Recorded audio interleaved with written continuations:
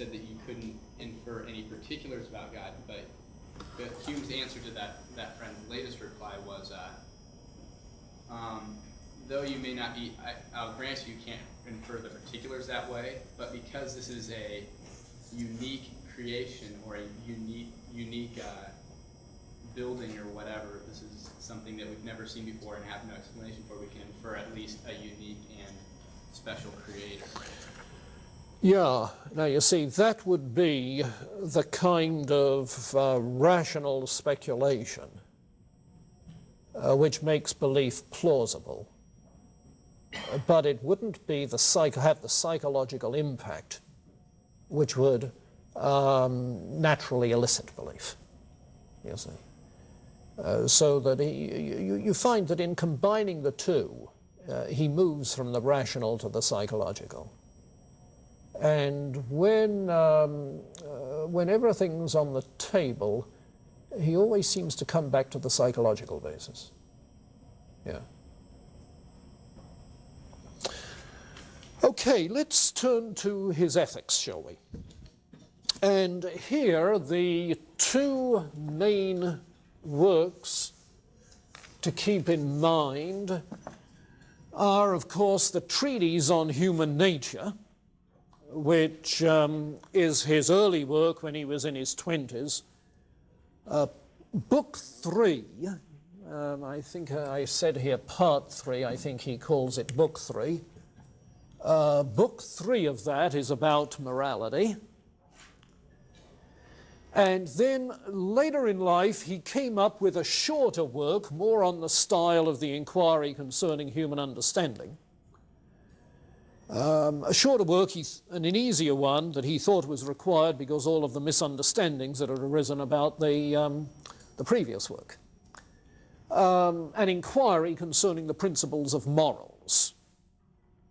An inquiry concerning the principles of morals. Now, the two, it seems to me, say very much the same thing, different emphases perhaps, but very much the same. And let me start by pointing out that the same basic issue about the relationship between reason and feeling comes up in ethics as in religion and every other area of Hume's thinking. In fact, that is the way in which he introduces the subject in the Inquiry Concerning the Principles of Morals. Is morality founded on reason or on feeling? Is morality founded on reason or on feeling? That's the question. Now, in order to see what he's trying to get at, two kinds of observations are necessary. One, that when he says feeling or passion or sentiment, or says that we seem to have a kind of moral sense, it's the vocabulary he's using. What he's referring to is impressions related to reflection. Now, you remember his theory of impressions, that all ideas are really arising as copies or imaginative productions suggested by original impressions, sense impressions. Okay?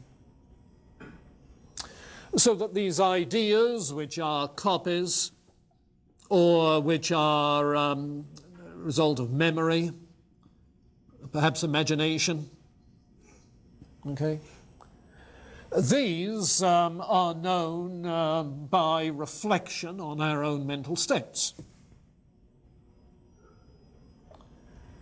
So I may be reflecting indirectly on my impressions.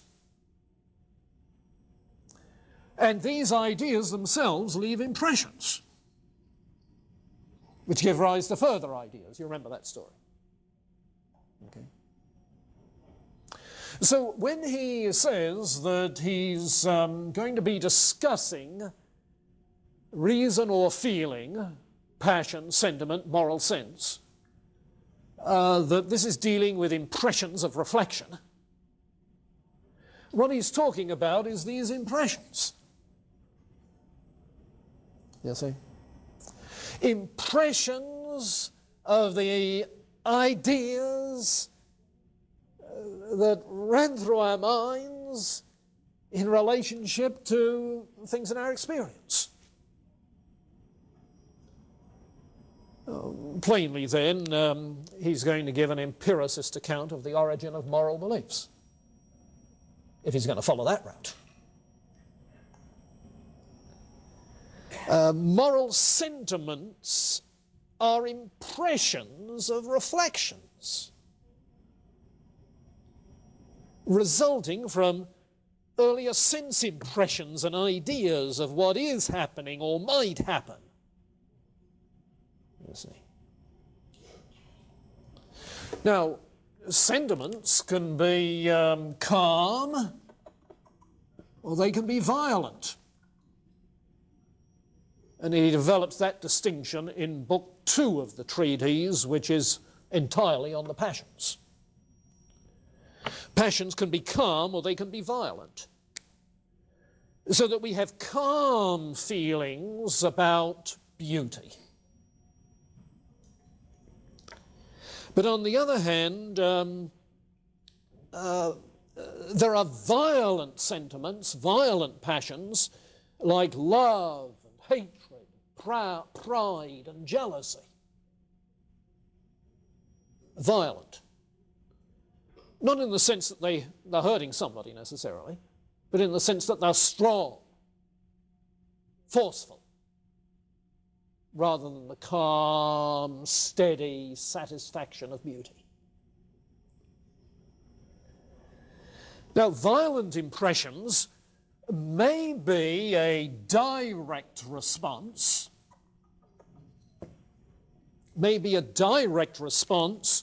to ideas and impressions which are occurring.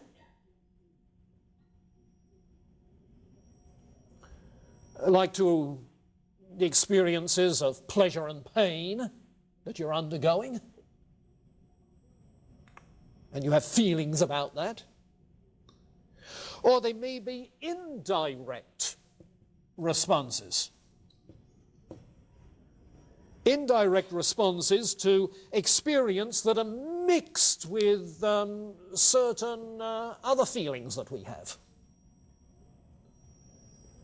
A feeling of pride that is mixed with the experience of what somebody has just said about you.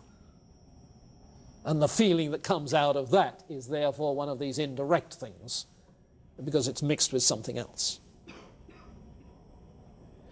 So, what he's doing then in raising this question as to whether morality is based on reason or passion is drawing on his theory of the impressions. Okay? Because passions, emotions, sentiments, feelings, they are impressions. Okay? Impressions. If you like, second-order impressions. Now, that's the first thing to give context to it. Context in his own thinking. The second thing is historical context. Historical context. Because the question, is morality founded on reason or sentiment, was the hot issue in discussion of ethics in his day. That was the hot issue. The Enlightenment tradition, of course, had tended to say that ethics is founded on reason. John Locke had said moral knowledge is demonstrative knowledge, just like mathematics. Yes, knowledge has to do with the agreement and disagreement of ideas. So if you have the idea of the right to property, which according to Locke is a natural right, it's not an artificial construct, it's a natural right. And if you have the idea of theft, then simply by comparing those two ideas, you find that there is disagreement between them, and you know that theft is therefore in violation of the right to property. And so moral knowledge is simply relations of ideas knowledge, demonstrative knowledge, according to John Locke. Now, Hume heartily disagrees, and he disagrees because he doesn't think that anybody in the state of nature, so-called, has a right to property. You see, he seems to think, Locke does, that the right to property is prior to there being any civil society. Yes, because he has a natural law ethic.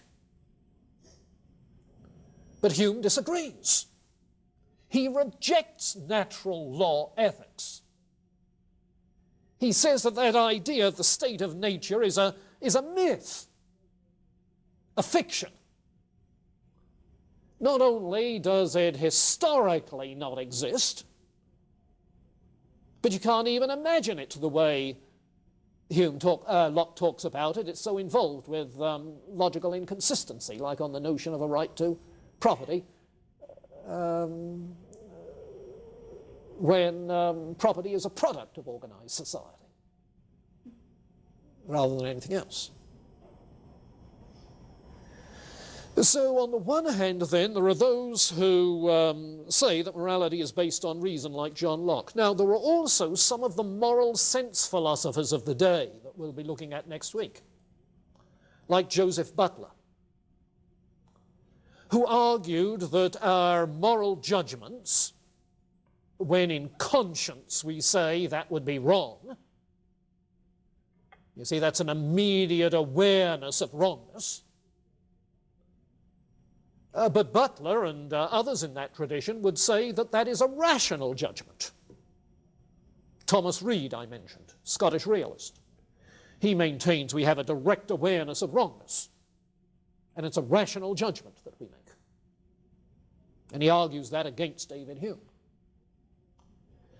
So there are those who contend then that moral knowledge is rational knowledge, moral judgments are rational judgments, the basis of morality is in reason, and more basically, of course, natural law of some sort. On the other hand, there are those among the moral sense philosophers, like the famous Earl of Shaftesbury, who had been Locke's patron, and Francis Hutcheson, also incidentally very influential in early American philosophy. Shaftesbury and Hutcheson, who maintained that conscience, our moral sense, is more akin to aesthetic feeling than it is to mathematics or demonstrative reasoning. That it's more a matter of moral taste, you see, than of making rational judgments.